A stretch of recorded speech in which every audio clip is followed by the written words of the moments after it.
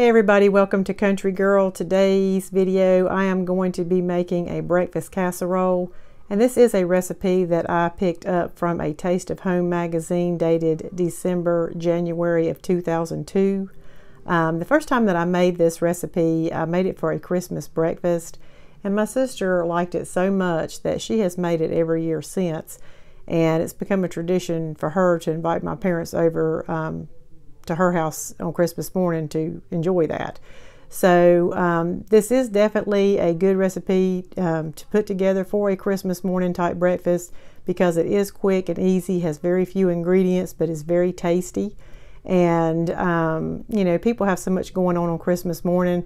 This would be something good to put together, and while it's baking in the oven, the kids can be opening up their gifts, and then that way once everybody's done opening up their presents, food is ready to eat. And I'm just taking a picture of this here just so that you can get the recipe for yourself. So the first thing that you're going to need for this recipe is a pound of sausage. Now, I like to use Jimmy Dean, but you can use whatever sausage you prefer. So you're basically just going to want to brown this in your skillet. And while you're browning your sausage, you do want to chop that up into little pieces. After your sausage is brown, the recipe does state to drain your grease from your sausage, but the sausage that I use doesn't actually produce a lot of grease, so I am not going to do that. I think that sometimes a little bit of the fat in the meat actually enhances the flavor a little bit. Now, if I would have had a lot of grease in the meat, then I would have certainly drained that. And of course, you can do whatever you feel comfortable with. The next step to this ingredient is to add some cream of potato soup, and it does call for 2 of these small cans of the cream of potato soup, but I only had 1 on hand, and when I went to the store all they had was the large ones, so I am just going to use 1 large can. It does equal a little bit more than what the recipe calls for, but I don't think it's going to be so much that it's going to make a difference. So what you'll want to do is just add your cans of cream of potato soup to your sausage. And once you get that in, you just want to mix that around real good to get that incorporated. Once you get that done, you're going to set that aside, and then you are going to, in a separate bowl, add all of your other ingredients. This recipe calls for 9 eggs, so you do want to make sure that you have plenty on hand because this about cleaned me out. However, this does yield 12 servings, so you do have plenty of your recipe to go around. Today I'm just making this casserole for me and my family, so we probably will be eating this for the next couple of days. And it does taste just as good reheated the next day as it does the day you make it. After you get all of your eggs cracked and put into your bowl, then the next ingredient is going to be 3/4 cup of milk.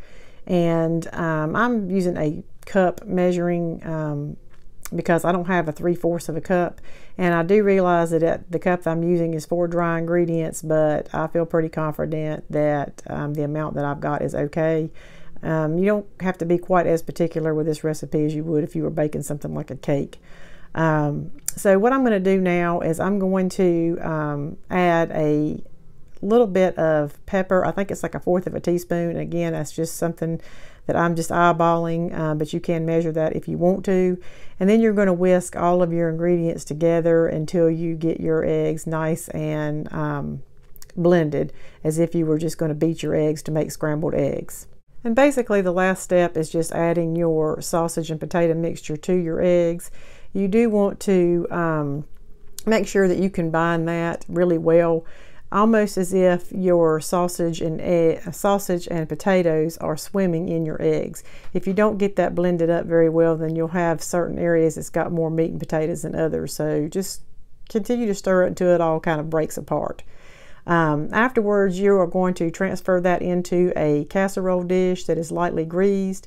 Now, you could have reserved some of the drippings from your sausage to do that with, or you can just use some butter or some oil, but you do want that to be very light. Also, the size that it calls for, I think is like 11 by 7, but I just used the casserole dish that I had on hand. Just keep in mind that whatever size you use, the bigger your dish, the thinner or you know, flatter your casserole was actually going to be. If you want thicker pieces, then you will want to use a smaller dish. I think the one that I'm using here is a 9 by 9. So I'm going to pour this into the casserole dish. And also I meant to mention that if you do use a bigger dish than what the recipe calls for, you're probably going to have to decrease your cooking time because it will cook a little bit faster. But just give it a quick stir, and then you're set to get ready to put your cheese on. And the cheese grater that I'm using here, I had showed this in a IKEA haul a while back, and I just kind of wanted to show y'all up close for the ones that saw that video what this looks like. It has that little lid with it. The lid is not airtight, but it is secure enough to where if you have it in your refrigerator, I think it will keep your cheese fresh. So it comes with two different graters. The one that I'm using is the bigger grater, and the smaller grater that they have I think is more for like Parmesan cheese or something like that. But I always try and grate my cheese fresh if I can. I just think, especially when it comes to baking or cooking, making any kind of recipe, it just tastes better versus the store-bought shredded. One other thing that's nice about this is if you've got kids that like to cook and need to use shredded cheese for different things, if you go ahead and shred some up front and have that in the refrigerator, then they'll have that and it'll be ready to use. Once I get approximately a cup of cheese shredded, then I am going to sprinkle that over the top of my casserole until it is fully covered. You can, add more if you prefer. So then you're just going to bake in your oven at 375 uncovered for about 45 minutes, and you'll see that the cheese has browned on top. I think this dish is nicely paired with a croissant and some fresh fruit. I hope you enjoyed watching this video. I hope it gave you some ideas, and I will see you next time. Bye.